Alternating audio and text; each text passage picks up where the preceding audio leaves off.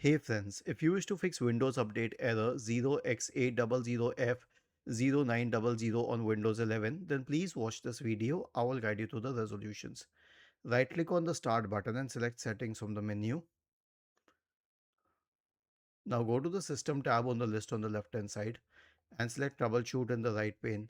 Select Other Troubleshooters and click on Run corresponding to the Windows Update Troubleshooter.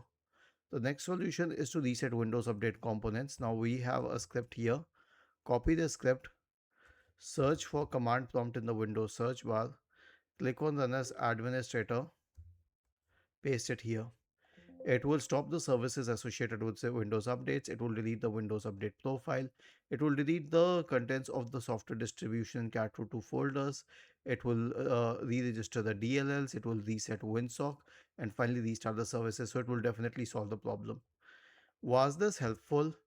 If yes, then please subscribe to the channel. If not, then let us know in the comment section of the video on how we could help you further. Thank you for watching this video and have a nice day.